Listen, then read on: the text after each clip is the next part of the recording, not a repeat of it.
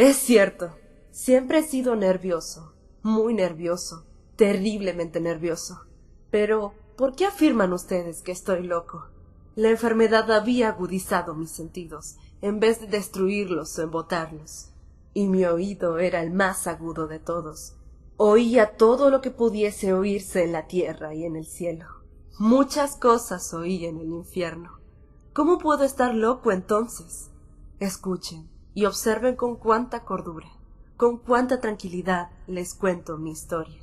Me es imposible decir cómo aquella idea me entró en la cabeza por primera vez, pero una vez concebida me acosó noche y día. Yo no perseguía ningún propósito, ni tampoco estaba colérico. Quería mucho al viejo, jamás me había hecho nada malo, jamás me insultó. Su dinero no me interesaba. Me parece que fue su ojo. Sí, eso fue. Tenía un ojo semejante al de un buitre, un ojo celeste y velado por una tela. Cada vez que lo clavaba en mí, se me helaba la sangre. Y así, poco a poco, muy gradualmente, me fui decidiendo a matar al viejo y librarme de aquel ojo para siempre.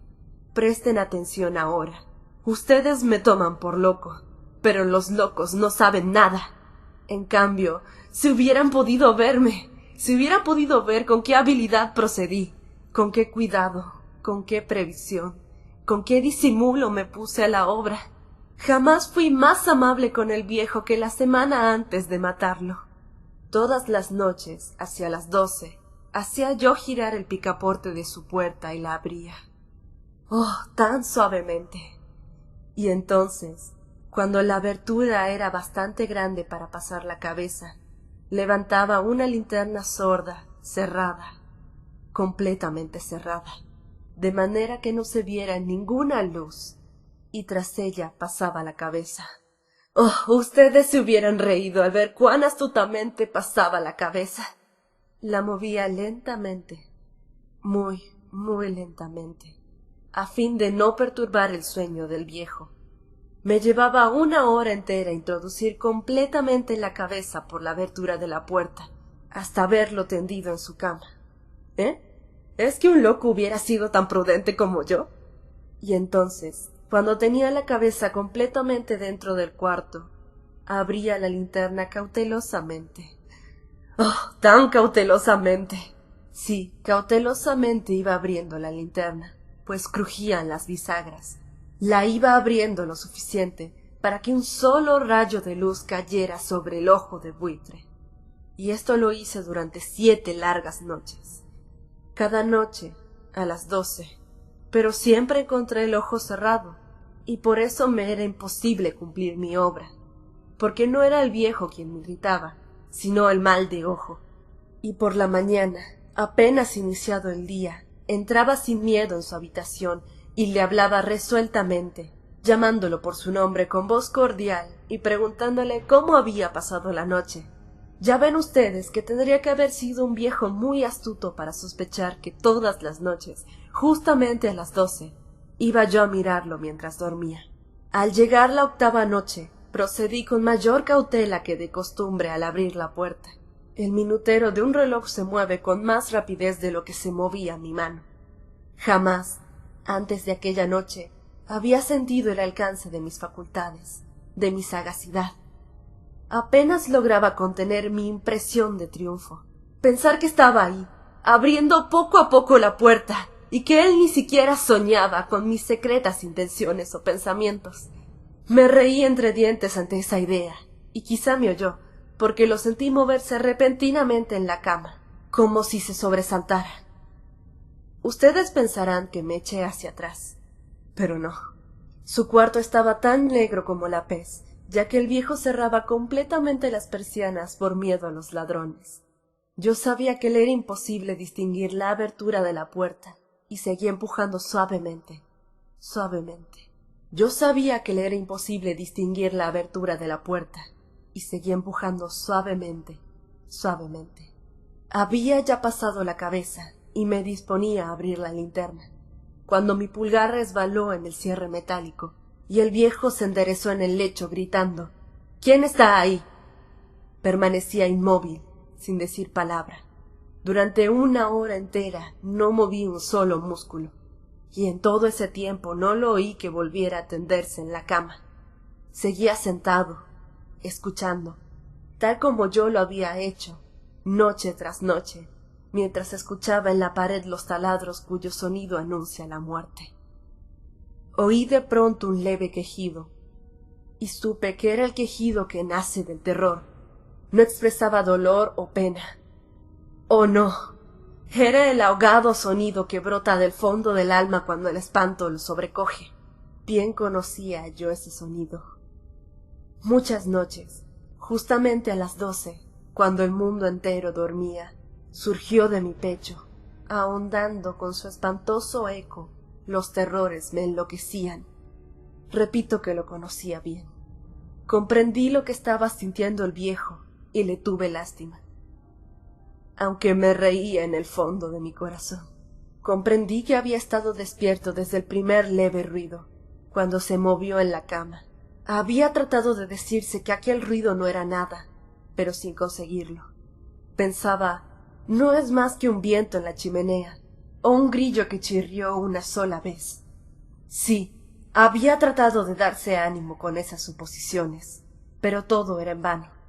Todo era en vano, porque la muerte se había aproximado a él, deslizándose furtiva, y envolvía a su víctima. Y la fúnebre influencia de aquella sombra imperceptible era lo que lo movía a sentir, aunque no podía verla ni oírla, a sentir la presencia de mi cabeza dentro de la habitación.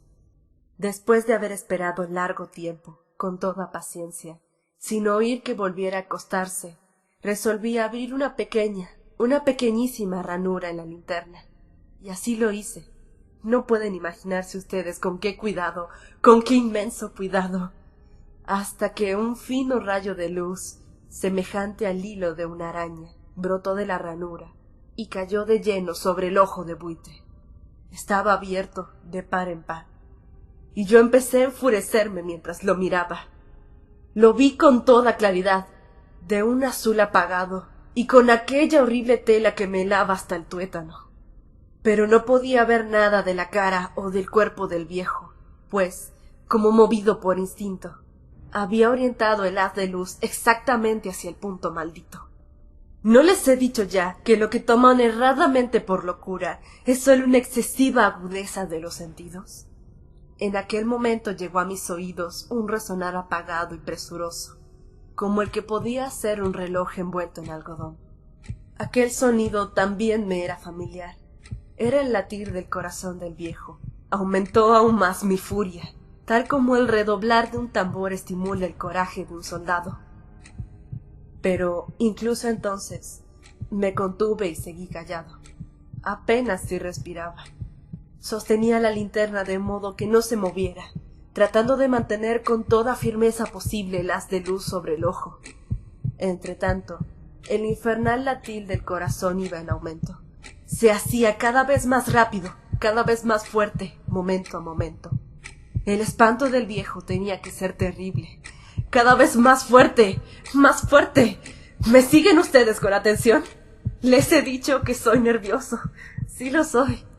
Y ahora, a medianoche, en el terrible silencio de aquella antigua casa, un resonar tan extraño como aquel me llenó de un horror incontrolable. Sin embargo, me contuve todavía algunos minutos y permanecí inmóvil. Pero el latido crecía cada vez más fuerte, más fuerte. Me pareció que aquel corazón iba a estallar, y una nueva ansiedad se apoderó de mí. Algún vecino podía escuchar aquel sonido. La hora del viejo había sonado. Lanzando un alarido, abrí del todo la linterna y me precipité en la habitación. El viejo clamó una vez, nada más que una vez. Me bastó un segundo para arrojarlo al suelo y echarle encima el pesado colchón.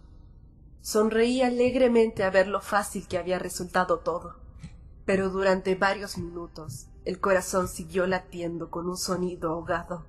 Claro que no me preocupaba, pues nadie podía escucharlo a través de las paredes. Cesó, por fin, de latir.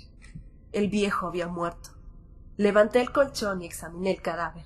Sí, estaba muerto. completamente muerto. Apoyé la mano sobre el corazón y la mantuve así largo tiempo.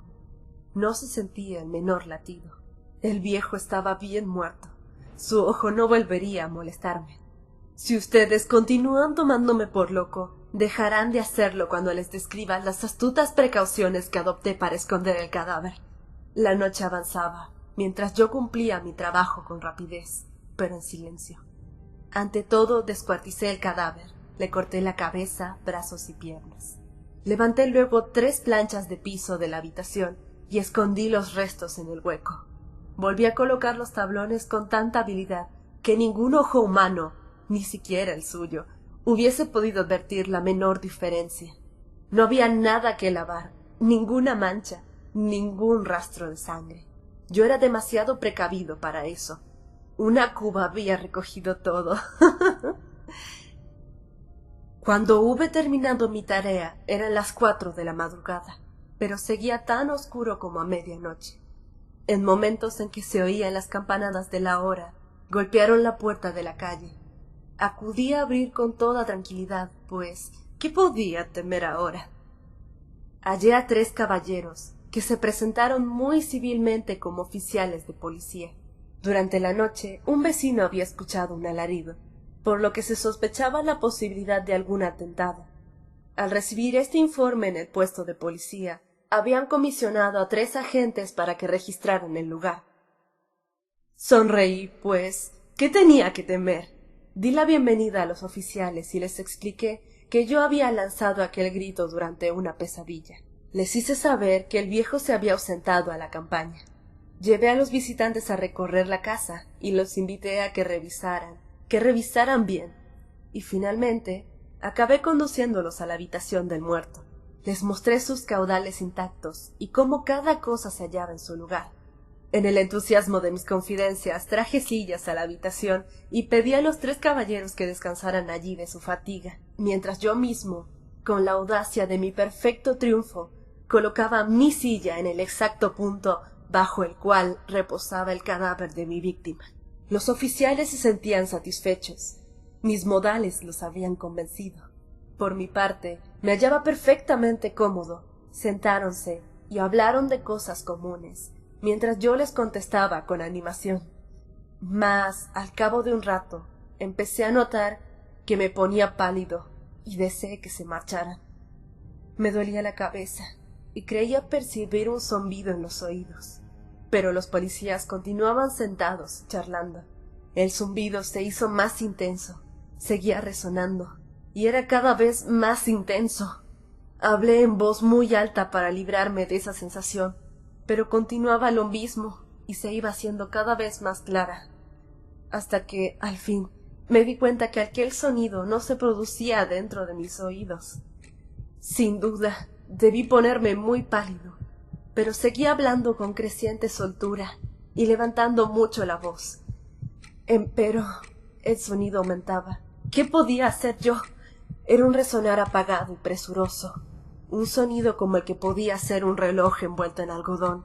Yo jadeaba, tratando de recobrar el aliento, y sin embargo, los policías no habían oído nada. Hablé con mayor rapidez, con vehemencia, pero el sonido crecía continuamente. Me puse en pie y discutí sobre insignificancias en voz muy alta y con violentas gesticulaciones, pero el sonido crecía continuamente. ¿Por qué no se iban? Anduve de un lado a otro, a grandes pasos, como si las observaciones de aquellos hombres me enfurecieran, pero el sonido crecía continuamente. ¡Oh, Dios! ¿Qué podía hacer yo? Lancé escuparamajos de rabia, maldije, juré, balanceando la silla sobre la cual me había sentado, raspé con ella las tablas del piso, pero el sonido sobrepujaba a todos los otros y seguía sin cesar. ¡Más alto! ¡Más alto! ¡Y más alto! Entretanto, los hombres seguían charlando plácidamente y sonriendo. ¿Era posible que no lo oyeran? ¡Santo Dios! No, claro que oían y que sospechaban, sabían y se estaban burlando de mi horror. Sí, así lo pensé y así mismo lo pienso hoy. Pero cualquier cosa era preferible a aquella agonía. Cualquier cosa sería más tolerable que aquel escarnio. No podía soportar más tiempo esas sonrisas hipócritas. Sentí que tenía que gritar o morir. Y entonces, otra vez, escuchen, Más fuerte, más fuerte, más fuerte. ¡Basta ya de fingir, malvados! Aullé. Confieso que lo maté. Levanten esos tablones. Ahí, ahí, donde está latiendo su horrible corazón.